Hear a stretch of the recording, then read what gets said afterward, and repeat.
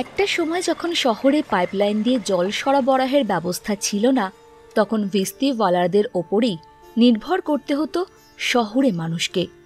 চামড়ায় তৈরি এক ধরনের থলেতে জল ভর্তি করে শহরের এক প্রান্ত থেকে আরেক প্রান্তে পৌঁছে দিতেন শেখ নাজিমের মতো ভিস্তিওয়ালারা। कितने साल से काम कर रहे हैं लगभग? 50 साल। पहले क्या का हाल था, अभी क्या हाल है? बहुत बढ़िया हाल था, अभी बहुत मुसीबत। कितना मिलता है अभी?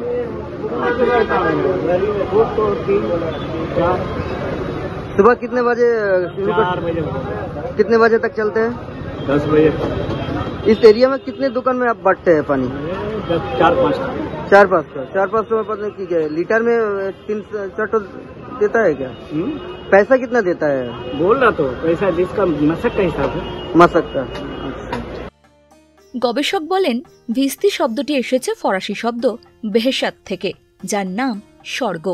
প্রাচীনকালে বিশ্বাস ছিল এই ভিস্তিওয়ালারাই যেন স্বর্গ থেকে জল নিয়ে আসেন তৃষ্ণার্ত মানুষকে তৃপ্তি দিতে।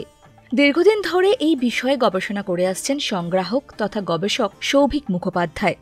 তিনি বলেন, এই ভিস্তিওয়ালাদের জল একটা স্বর্গীয় প্রতিরূপ হিসাবে মনে করত। ফলে দেখা যায় যে এদের যে পেশা এবং এদের যে জড়িয়ে গল্প, এই গল্পগুলো তাদের পেশাকে যেন একটা অন্য মাত্রায় নিয়ে চলে গেছে। আসলে এদের প্রধান কাজ ছিল এই যে মিলিটারি বা এই যে সৈনিক, এই সৈনিক বা সৈন্যবাহিনীকে জল দেওয়া, এই জলের সাপ্লাই লাইনটা ঠিক রাখার জন্য এই ভিস্তিদের ব্যবহার করা হতো এবং অবশ্যই এটা তারা অত্যন্ত দারুণভাবে করতেন। কলকাতার সঙ্গে ভিস্তিওয়ালাদের সম্পর্ক খুব পুরনো। 1820 সাল নাগাদ চাঁদপাল ঘাটে একটা বড় জলের পাম্প বসানো হয়। ওই পাম্পে করে গঙ্গার জল তুলে ধর্মতলা, পার্ক স্ট্রিট, বউবাজার, চিতপুর এই জায়গাগুলিতে চ্যানেল করিয়ে জল পৌঁছে দেওয়া হতো। এইসব এলাকায় বসবাসকারী বিত্তবান মানুষজন এই ভিস্তিওয়ালাদের মাধ্যমে পরিশ্রুত পানীয় জল বাড়িতে আনিয়ে নিতেন। শোনা যায় এই সময় থেকেই কলকাতায় বাড়ি বাড়ি জল দেওয়াকে পেশা হিসেবে বেছে নেন ভিস্তিওয়ালারা, যে কারণে শহরের বিভিন্ন জায়গায় ধীরে ধীরে বাড়তে থাকে ভিস্তিওয়ালাদের সংখ্যা। এখনো পার্ক সার্কাস 4 নম্বর ব্রিজের কাছে তৈরি হয় এই ঐতিহ্যবাহী মশক। দাম 3 থেকে 4 হাজার টাকা। টেকে বড়জোর 1 বছর। সময় বদলেছে, কিন্তু হাতে তৈরি এই ইতিহাস এখনো বেঁচে আছে কয়েকজন কারিগরের মনে। আজও কলকাতার মধ্য ও উত্তর অংশে দেখা মেলে হাতে গোনা কয়েকজন ভিস্তিওয়ালার। Nimtala, Beadon street, Elliot road কিংবা মার্কুই স্ট্রিটের অলিতে গলিতে আজও মশক কাঁধে জল পৌঁছে দেন ভিস্তিওয়ালারা।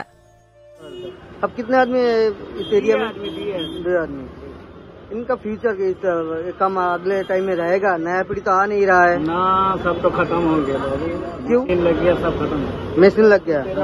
अच्छा, मशीन से सब खत्म है। अच्छा। अब 11:30 बजे तक काम करते हैं, उसके बाद क्या करते हैं आप? उसके बाद बैठा रहते हैं, खा पी कर आराम करते हैं। फिर 3:30 बजे से लेकर 4-5 अभी तक। अच्छा। কখনো রাস্তায় জল ছিটানো, কখনো বা আগুন নেভানো। ভিস্তিওয়ালারা একসময় ছিলেন কলকাতার অপরিহার্য অংশ। আজ তাদের সংখ্যা কমে এসেছে মাত্র 30 থেকে 40 জনে। ক্যালকাটা ডেভেলপমেন্ট ট্রাস্ট শুরু হয় তখন এদের গুরুত্ব একটু কমতে থাকে, কেন বাড়ি বাড়ি জলের লাইন দেওয়া শুরু হয়।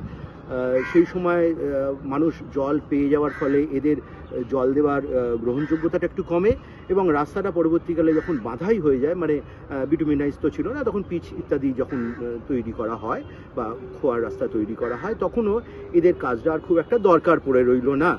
ফলে প্রথম যেটা বলেছিলাম যে এটি একটি অত্যন্ত প্রাচীন একটি পেশা এবং অধুনা একটা লুপ্তপ্রায় জীবিকা। ধীরে ধীরে এই শহরেও কালের নিয়মে কমে আসছে ভিস্তিওয়ালার প্রয়োজন। হাতে গোনা যে কজন এখনো এই কাজ করেন, তারা চলে গেলে ভিস্তিওয়ালারা শুধু স্মৃতির পাতাতেই থেকে যাবেন।